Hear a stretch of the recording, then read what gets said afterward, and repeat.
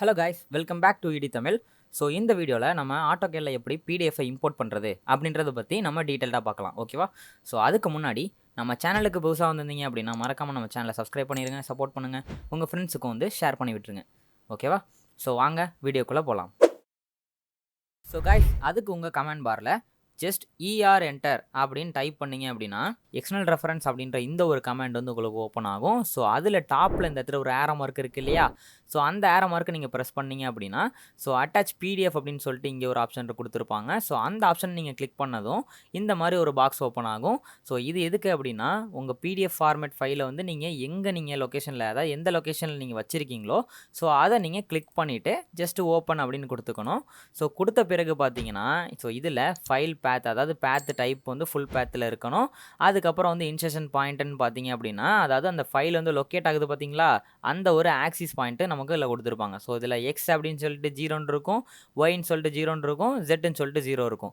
So இந்த 0க்குலாம் என்ன meaning அப்படின்னா ஸோ இதில் எக்ஸ்லையும் 0 இருக்கணும், ஒய்லேயும் 0, ஜெட்லேயும் 0. அப்போனா வந்து நமக்கு எங்கே ஸ்டார்ட் ஆகுதோ அந்த ஒரு பாயிண்டில் தான் நமக்கு இது இன்சர்ட் ஆக போகுது அப்படின்ற லொக்கேஷன் தான் நமக்கு இங்கே 0 கொடுத்துருக்காங்க. ஸோ ஜஸ்ட் இதெல்லாம் கொடுத்ததுக்கப்புறம் ஓகே அப்படின்னு ஒன்று ப்ரெஸ் பண்ணிங்க அப்படின்னா உங்கள் ஃபார்மேட் வந்து உங்களுக்கு இன்சர்ட் ஆயிரும். ஸோ எங்கே இன்சர்ட் ஆயிருக்கும் அப்படின்னா ஸோ இன்சர்ஷன் பாயிண்ட்ன்றதுல நமக்கு என்ன இருந்துச்சு, 0 மிச்சா 3 0. ஸோ அப்போ என்னன்னா நமக்கு இந்த கோஆர்டினேட் ஆரம்பிக்குது பார்த்தீங்களா, ஸோ அந்த ஒரு இடத்துல நமக்கு லொக்கேட் ஆகியிருக்கும். ஸோ லொக்கேட் ஆன பிறகு ஒன்ஸ் நீங்கள் இதை கிளிக் பண்ணி பார்த்தீங்க அப்படின்னா ஒரே ஆப்ஜெக்டாக உங்களுக்கு செலக்ட் ஆகும். உள்ள எந்த ஒரு ஃபைலை, அதாவது எந்த ஒரு ஆப்ஜெக்ட்டுக்கையுமே நீங்கள் எடிட் பண்ண முடியாது. ஓகேவா? ஸோ அதை எடிட் பண்ணுறதுக்கு என்ன பண்ணணும்னா ஜஸ்ட் இந்த பிடிஎஃப் செலக்ட் பண்ணணும். ஸோ செலக்ட் பண்ணிவிட்டு இங்கே பிடிஎஃப் இம்போர்ட் அப்படின்னு சொல்லிட்டு மேலே ஒரு ஐக்கான் கொடுத்துருக்காங்க பார்த்தீங்களா, இம்போர்ட் அஸ் ஆப்ஜெக்ட் அப்படின்னு சொல்லிட்டு.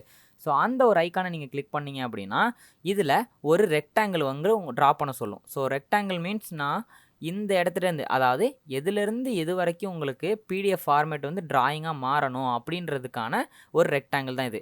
ஸோ இந்த ஒரு ஐக்கானை கிளிக் பண்ணதுக்கப்புறம், அதாவது இம்போர்ட்டஸ் ஆப்ஜெக்ட்ன்றதை கிளிக் பண்ணதுக்கப்புறம் இந்த பாயிண்டில் இருந்து, அதாவது இந்த டாப் கார்னர்லேருந்து பாட்டம் கார்னர் வரைக்கும் வந்து ஒரு கிளிக் பண்ணிக்கிட்டீங்க அப்படின்னா ஸோ கமெண்ட் பாரில் வந்து டிட்டாச் அப்படின்னு சொல்லி கொடுத்துருப்பாங்க. இந்த டிட்டாச் அப்படின்னா என்னன்னா சேம் ஆப்ஜெக்டாக இருக்கிறத நமக்கு தனித்தனியாக பிரிக்கிறது தான் இந்த டிட்டாச் அப்படின்றது.